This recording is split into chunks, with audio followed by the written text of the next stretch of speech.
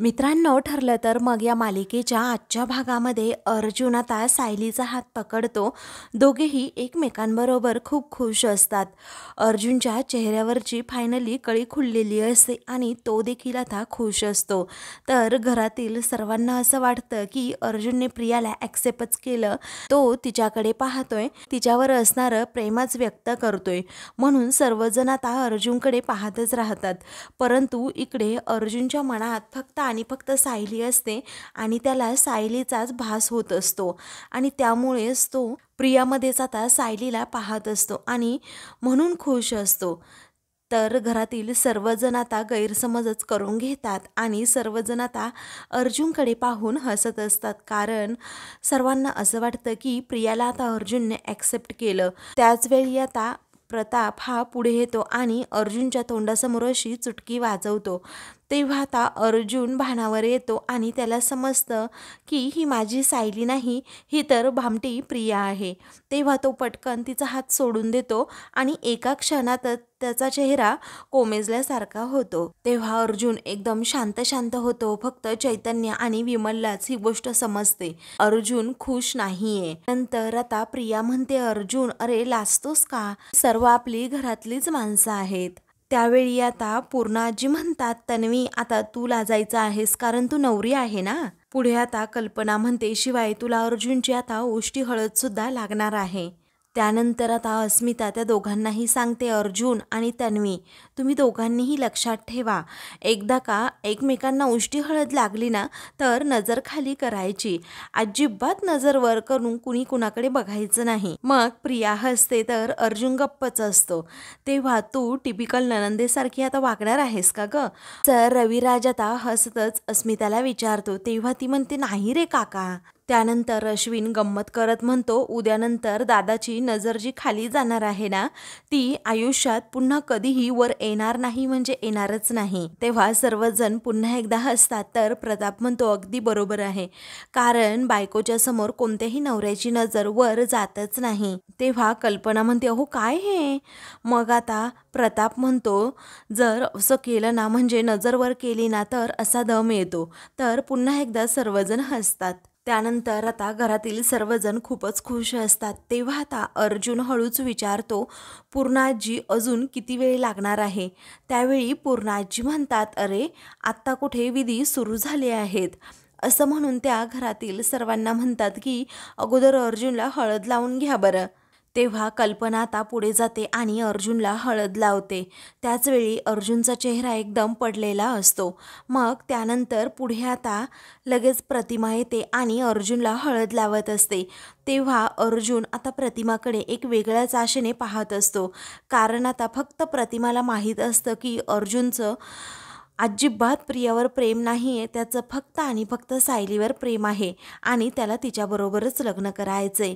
तर प्रिया आता जरा रागातच अर्जुनकडे पाहत असते आणि तिचं लक्ष सारखं मेनगेटकडे असतं, कारण सायली कुठूनही येईल आणि काहीही घोळ घालेल असं तिला सारखं सारखं मनातून वाटत असतं, म्हणून तिचं हळदीकडे लक्षच नसतं. विमल आणि चैतन्य हे दोघेही खूपच नाराज असतात. काही वेळानंतर सुमन ही पुढे येते आणि लगेच अर्जुनला हळद लावते. त्यानंतर अस्मिता सुद्धा पुढे येते आणि अर्जुनला आता हळद लावते. त्यानंतर तेथे आता ईश्वरी आणि नम्रता या दोघीही येतात. खरं तर त्या सायलीच्या मैत्रिणी असतात आणि त्या आता मोठ्यानेच जरा विचारतात, इथे अर्जुन सुभेदारांची हळद सुरू आहे का? तेव्हा आता हो आपण कोण असं आता लगेच प्रताप त्या दोघींनाही विचारतो. तेव्हा आता तुम्ही साड्यांची ऑर्डर दिली होती ना ती घेऊन आल्याचं आता ईश्वरी म्हणते आणि ही माझी बहीण नम्रता आहे. तेव्हा कल्पना म्हणते, हो मीच दिली होती ऑर्डर, आणा इकडे त्या साड्या. मग आता तुमची डिलिव्हरी तर खूप फास्ट आहे हा, असं आता कल्पना म्हणते. मग आता माझ्याकडे खरंच खूप बढिया साड्या असतात असं ईश्वरी म्हणते. आणि साड्या देऊन झाल्यानंतर आता ईश्वरी विचारते, बरं आम्ही निघू का? तेव्हा पूर्ण आजी म्हणतात, असं नाही, आमच्या घरामध्ये शुभ कार्य आहे, तुम्ही आता एक काम करायचं आहे, अगोदर आमच्या अर्जुनला आणि तन्वीला हळद लावून जायचं आहे. तेव्हा आता ती म्हणते की आजी तुम्ही एवढा मोठा मान आम्हाला दिला, खरंच खूप छान झालं. असं म्हणून आम्ही यांना हळद लावणारच आणि नवऱ्या मुलाची उष्टी हळद ही त्यांच्या बायकोलाच लागणार, असं आता ईश्वरी पटकन म्हणून जाते. तेव्हा घरातील सर्वजण एकमेकांकडे पाहत राहतात. असं काय म्हणाली ही? वेळी ती म्हणते, अहो म्हणजे शेजारी त्या वहिनी बसल्यात ना, त्यांच्या होणाऱ्या मिसेस, त्यांची होणारी बायको, त्यांनाच लागणार आहे ना उष्टी हळद, म्हणून म्हटले मी असं. म्हणून ती तो आता विषयच टाळते. त्यानंतर आता ईश्वरी आणि नमा या दोघीही पुढे जातात आणि अर्जुनला हळद लावू लागतात. तर आता नमाच्या जवळ ती साड्यांची पिशवी असते. तेव्हा आता ईश्वरी सारखी तिला खुणावत असते की बाजूला बघ, कोण आपल्याकडे बघतंय का, आणि पटकन हळदी चेंज कर. त्याचवेळी अर्जुनची जी उष्टी हळद असते ना, ती खरं तर नमाला त्या बॅगमध्ये टाकायची असते. मग आता खूप वेळ त्या एकमेकींकडे पाहत राहतात आणि कुणी आपल्याकडे पाहत नाही ना याची अगोदर खात्री करून घेतात. त्याचबरोबर प्रियाकडे, अर्जुनकडेही त्यांचं विशेष करून लक्ष असतं. तर प्रियाचं लक्ष सारखंच मेन गेटकडे असल्यामुळे आता ती त्यांच्याकडे काही पाहत नाही. अर्जुन देखील एवढा इंटरेस्टेड नसतो, त्यामुळे तो आता एकदम दुसरीकडेच पाहत असतो, चैतन्याकडे. घरातील सर्वजण आपापसात चर्चा करत असतात. तेव्हा त्याच संधीचा फायदा घेऊन हळद लावण्याचं नाटक करून आता ईश्वरी बरोबर नमाला खुणावते. तर नमा तिच्या बॅगमध्ये असलेला दुसरा हळदीचा बाऊल काढते आणि अर्जुनची जी उष्टी हळद असते ना त्या ठिकाणी ठेवत अर्जुनची उष्टी हळद लगेच तिच्या स्वतःच्या बॅगमध्ये ठेवते आणि हा त्या दोघींचा प्लॅन सक्सेस होतो. त्यामुळे आता त्या दोघीही खूप खुश होतात. पटकन कुणाला कळू न देता तिने हे सगळं काही केलेलं असतं. त्यानंतर ईश्वरी प्रियाला म्हणते, ही खास हळद वहिनी तुमच्यासाठी, असं म्हणून ती प्रियाला देखील हळद लावते. त्यानंतर आता अर्जुन आणि प्रियाला हळद लावल्यानंतर ईशू म्हणते की चला, झालं आमचं आता काम. तेव्हा सर्वजण आश्चर्याने त्या दोघींकडे आता पाहू लागतात. मग आता तिला समजतं काहीतरी आपण गडबड केली, त्यामुळे ती सर्वांकडे पाहतच राहते. तर नमा म्हणते, म्हणजे आमच्या साड्या देऊन झाल्या आहेत, आम्ही आता निघतो. तेव्हा आता पूर्णाजी म्हणतात, हो ठीक आहे. त्यानंतर ईशू म्हणते, दादा तुम्हाला तुमच्या भावी आयुष्यासाठी खूप खूप शुभेच्छा. अर्जुन आता थँक्यू असं म्हणतो. तर ईशू आता प्रियाला शुभेच्छाच देत नाही. ती आता प्रियाला म्हणते, चला आता आम्ही निघतो. मग आता सर्वजण म्हणतात की हो. त्यावेळी त्या दोघीही आता अर्जुनची उष्टी हळद घेऊन तेथून जायला निघतात आणि खूप खुश असतात, कारण त्यांनी त्यांचं काम अगदी चोखपणे पार पाडलेलं असतं. काही वेळानंतर आता कल्पना म्हणते की प्रतिमा, आता तू एक काम कर, अर्जुनची उष्टी हळद आहे ना, आता तन्वीला लावून घे. तेव्हा आता प्रतिमा पुढे जाते आणि अर्जुनची उष्टी हळद ही लगेच प्रियाला लावते. पण अर्जुन एकदम शांत शांत असतो, त्याचं मन कशातच लागत नसतं. इकडे आता सायली तिच्या हळदीसाठी खूप छान अशी तयार झालेली असते. ती स्वतःला आरशात पाहते. तेवढ्यातच कुसुम तेथे येते आणि सायलीकडे पाहत तिला म्हणते, सायली, अगं सायली, किती सुंदर दिसतीये बाळा तू, माझीच दृष्ट लागायला नको तुला, असं म्हणून ती अगोदर काळा टिक्का सायलीला लावते. तेवढ्यातच तेथे आता ईशू आणि नमा या दोघीही येतात. तेव्हा सायली ताई असं म्हणून ईशू आवाज देते. तेव्हा आलीस का गं तू ईश्वरी, असं सायली म्हणते. मग आता तुम्हाला यायला खरंच खूप उशीर झाला गं, असं सायली त्या दोघींना विचारते. मग आता तुझंच काम करत होतो म्हटल्यानंतर उशीर तर लागणार ना, असं आता नमा म्हणते.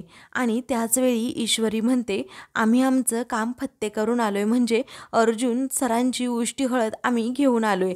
त्यावेळी कुसुम विचारते, काय? मग आता नमा म्हणते, हो, आम्ही अर्जुन दादाची उष्टी हळद घेऊन आलो. त्याचवेळी ईश्वरी म्हणते, तू म्हणते ना सेम तसंच झालं अगं सायलीताई, म्हणजे आम्ही नेमकं सोहळ्यापर्यंत पोहोचलो साड्यांची ऑर्डर घेऊन आणि तिथे गेल्यानंतर आम्हाला पूर्णाजी म्हणाल्या की एवढ्या मोठ्या सोहळ्याला आल्या आहात तर आमच्या अर्जुनला तन्वीला हळद लावूनच जा. म्हणजे तुम्ही बोलल्या ना सेम तसंच घडलं. आणि मग काय, लावली आम्ही हळद आणि तन्वीच्या माथी आता वेगळीच हळद लागणार, कारण अर्जुन दादाची उष्टी हळद तर इकडे आहे, असं म्हणून त्या हळदीचा बाऊल देतात. तेव्हा सर्वजण खूप खुश होतात. त्याचवेळी नमा म्हणते, या हळदीवर फक्त आणि फक्त तुझा हक्क आहे सायलीताई. त्यानंतर आता सायली तेथे सोफ्यावर बसते आणि मग इशूही लगेच सायलीला हळद लावते. तेव्हा सायलीला हळद लागताना आता कुसुम खूपच खुश असते आणि तिच्या डोळ्यातून आनंदाश्रू येतात, कारण अर्जुनची उष्टी हळद ही सायलीला लागलेली असते. सायलीसुद्धा खूप खुश असते आणि तिच्या चेहऱ्यावर ते तेज पूर्णपणे दिसत असतं. काही वेळानंतर ईश्वरी म्हणते, ताई खरंच आम्ही खूप खुश आहोत आणि खूप लकी आहोत, कारण कारण तुला आम्ही हळद लावली. तुझ्या चेहऱ्यावरचा आनंद पाहून तर आम्हाला सुद्धा खूप छान वाटतंय. तर काहीच केलेलं नाहीये, फक्त छोटासा खारीचा वाटा उचललाय. तेव्हा खारीचा वाटा उचलल्याशिवाय कोणताही सेतू बांधता येत नाही, असं आता सायली म्हणते. कारण तुम्ही दोघींनी ज्या प्रकारे मला मदत केली त्यामुळेच मी माझ्या माणसांपर्यंत पोहोचू शकली आहे. त्याचवेळी इशू म्हणते, सायली ताई इथून पुढे ना सगळं काही अगदी तुझ्या मनासारखंच होणार, कारण ठरल्याप्रमाणे अर्जुन दादाची उष्टी हल्दी तुम्हालाच लागली. आता लग्न सुद्धा तुमच्या दोघांचंच होणार, एकदम बढिया, असं त्या दोघीही मोठ्यानेच म्हणतात. मग आता सायलीला अजूनच आनंद होतो. त्यानंतर रात्री आता आपली बॅग भरत सायली आता खूप इमोशनल होत असते. एक एक करून ती त्यामध्ये वस्तू भरत असते, आपले कपडे ठेवत असते. त्याचवेळी कुसुम तेथे जाते आणि म्हणते, तू बॅग अशी भरतीये की पुन्हा कधी इकडे येणारच नाही असं वाटतंय. मग त्याचवेळी आता सायली म्हणते, येणार ना, अगं नक्कीच येणार मी कुसुमताई, पण माहेर वाशीन म्हणून. तेव्हा कुसुमच्या डोळ्यातून टपटप अश्रूंच्या धारा आता वाहू लागतात. तेव्हा ती आता म्हणते, तू माहेर वाशीन म्हणूनच येणार ना ग, असलं कसलं ग तुझं माहेर की तुझी नीट पाठवणी सुद्धा आम्ही करू शकलो नाही आणि करू शकतही नाही. याच गोष्टीचं आता कुसुमला खूप वाईट वाटत असतं. तेव्हा सायली आता म्हणते की कुसुमताई, अगं आता ते सासरच माझं इथून पुढे घर असणार आहे आणि माझ्या बहिणीच्या डोळ्यात अश्रू, माझ्या बाबांच्या मनामध्ये थोडासा राग, परंतु भरपूर प्रेम, भरपूर माया माझ्याविषयीची. अगं यापेक्षा चांगली पाठवणी माझ्यासाठी काय असू शकते. मग त्यावेळी आता कुसुम म्हणते की सायली, अगं जेव्हा तू लहान होतीस ना बाळा, तेव्हा मधुभाऊ नेहमी म्हणायचे माझ्या साऊला मी असं वाजत गाजत सासरी पाठवणार, आणि मग तू त्यांना बिलगायचीस आणि मग म्हणायचीस की मी तुम्हाला सोडून कुठेही जाणार नाही. पण आता बघ ना, आम्हाला सोडून तू सासरी जाण्यासाठी किती धडपडती आहेस. असं म्हणून कुसुम आता अजूनच रडते, कारण सायलीचा विरह तिला सहन होणारा नसतो. त्यानंतर आता कुसुम एक खंत व्यक्त करते की जेव्हा तू उद्या सासरी जायला निघशील तेव्हा मधुभाऊ येतील असं मला वाटत नाही सायली. मग त्याचवेळी सायली आता म्हणते, तरीही त्यांचे संस्कार घेऊनच मी गृहप्रवेश करणार आहे कुसुमताई. हे बघ कुसुमताई, त्यांची शिकवण आयुष्यभर मला पुरणार आहे. त्याचवेळी आता कुसुम म्हणते, अगं दुःखातून सुख कसं शोधावं ना हे फक्त तुझ्याकडून शिकावं कुणीतरी. तेव्हा आता कुसुम म्हणते, मी काही तुला शिकवण वगैरे देऊ शकले नाही आणि दिलीसुद्धा नाही, पण माझ्याकडून तुझ्यासाठी एक छोटीशी भेट घे. असं म्हणून आता कुसुम तिला लगेच साडी गिफ्ट करते. त्याचवेळी सायलीला ती साडी पाहून खूप आनंद होतो.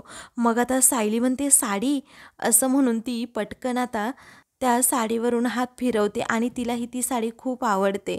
त्याचवेळी आता कुसुम म्हणते, माहेरकडून सासरी पाठवणी करताना ती माहेरची साडी असते आणि हीच साडी आहे ती, असं म्हणून कुसुमच्या डोळ्यात पुन्हा एकदा पाणी येतं. तेव्हा तुझी माहेरची आठवण म्हणून ही छोटीशी भेट ठेव, असं आता कुसुम म्हणते. तेव्हा सायली आता ती साडी अगदी जवळ घेते आणि तिला मिठीच मारते आणि आपलं माहेरचं प्रेम अनुभवत असते. त्याचवेळी सायली म्हणते, कुसुमताई ही अगदी छोटीशी भेट नाही, माझ्यासाठी खूप महत्त्वाची ही भेट आहे आणि तुझा आशीर्वाद म्हणून माझ्या लग्नामध्ये मी हीच साडी नेसणार. त्याचवेळी कुसुम म्हणते, अगं माझा आशीर्वाद आहेच बाळा तुझ्या पाठीमागे, पण तू किती शहाणी आणि समजूतदार आहेस ग. आता तू आणि अर्जुन सुखाचा संसार करा, बाकी काही नको मला, आणि मला खात्री आहे तुमचा संसार सुद्धा अगदी सुखाचा होईल. त्यानंतर कुसुम म्हणते, पण माझ्या मनात अजूनही एक भीती आहे. तेव्हा सायली विचारते, कसली भीती, कोणती भीती. मग आता जेव्हा तू त्या घरामध्ये लग्न करून जाशील, पण तुला सुभेदार स्वीकारतील का, असं आता कुसुम विचारते. तेव्हा आता सायली एकदम शांत राहते, ती काहीच बोलत नाही. पुढे आता कुसुम म्हणते, कारण त्यांचा टोकाचा राग मी पाहिलाय बाळा. त्याच वेळी आता सायली म्हणते, त्यांचं जीव लावणं सुद्धा तेवढंच टोकाचं आहे ना ग कुसुमताई. आणि माणसं मुळात मनाने चांगली असेल ना तर त्यांना आपलंसं करणं अगदी सोपं असतं. तुझा विश्वास आहे ना माझ्यावर की मी हे करू शकेल. तेव्हा आता कुसुम म्हणते, हो नक्कीच करशील. तेव्हा सायलीला आता खूप आनंद होतो आणि मग त्या दोघीही एकमेकींना मिठी मारतात. त्याचवेळी आता चैतन्याचा सायलीला फोन येतो. तेव्हाच सायली आता कॉल रिसीव करत म्हणते की बोला चैतन्य भाऊजी, मग आता उद्या तू लग्नाला येऊ नये म्हणून तन्वीने खूप कडेकोट बंदोबस्त केल्याचं आता चैतन्य सांगतो. तेव्हा सायली आता म्हणते की असू द्यात, कितीही कडेकोट बंदोबस्त तिने करू द्यात, मला काहीही फरक पडत नाही. त्याचवेळी चैतन्य म्हणतो, प्रत्येक गेटवर सिक्युरिटी गार्ड आहे. मग आता सायली म्हणते, कितीही सिक्युरिटी गार्ड असेल तरीही मी जे ठरवलंय ना त्यात अजिबात बदल होणारच नाही. मग आता चैतन्य म्हणतो की तरीही तुला खूप सावधपणे आत यावं लागेल. तेवढ्यातच आता कल्पना चैतन्याला आवाज देते आणि म्हणते, चैतन्य बाळा इकडे ये रे लवकर. मग आता चैतन्य हो मावशी असं म्हणतो. त्याचवेळी आता चैतन्य म्हणतो, बरं मी तुला नंतर कॉल करतो, पण उद्यासाठी तुला खूप खूप ऑल द बेस्ट. असं म्हणून चैतन्य फोन ठेवतो, कल्पनाकडे जातो. त्यानंतर आता फोन ठेवताच सायली म्हणते, मी उद्या यांच्यापर्यंत पोहोचू नये म्हणून आता प्रिया ही काही सुद्धा नाटक करणार हे मला माहीत आहे, पण मला उद्या खूप सावध राहावं लागेल आणि यांच्यापर्यंत पोहोचावं लागेल. तर आता लग्नाचा दिवस उजाडतो. लग्नाच्या दिवशी आता कडेकोट बंदोबस्त प्रियाने अगोदरच तिथे फार्म हाऊसवर करून ठेवलेला असतो. सगळीकडे अगदी सिक्युरिटी टाईट असते. वेळी अर्जुनला आता अश्विन हा खूप छान तयार करतो आणि मग म्हणतो की तुझ्यासारखा हँडसम नवरा मुलगा आजपर्यंत मी तरी पाहिला नाही दादा. अर्जुन एकदम शांत शांत असतो, तो काहीही बोलत नाही. मग आता अश्विन त्याला हसवण्याचा प्रयत्न करतो आणि म्हणतो, तुझ्यानंतर आता हँडसम नवरा मुलगा मीच असणार आहे आणि माझ्यानंतर कोणीच होणार नाही. त्यावेळी आता अर्जुन थोडीशी का होईना स्माईल देतो. तेव्हा आता अश्विन म्हणतो, बरं निघायचं का. त्याचवेळी चैतन्य तयार होऊन तेथे येतो. तेव्हा गुरुजींनी अजून बोलवलेलं नाही असं चैतन्य म्हणतो. अश्विन म्हणतो, हो तेही बरोबर आहे, कारण उतावळा नवरा आणि गुडघ्याला बाशिंग अशी अवस्था व्हायला नको. त्यावेळी चैतन्य म्हणतो, हो ते बरोबर आहे. तर अर्जुन आता एकदम शांत शांत असतो.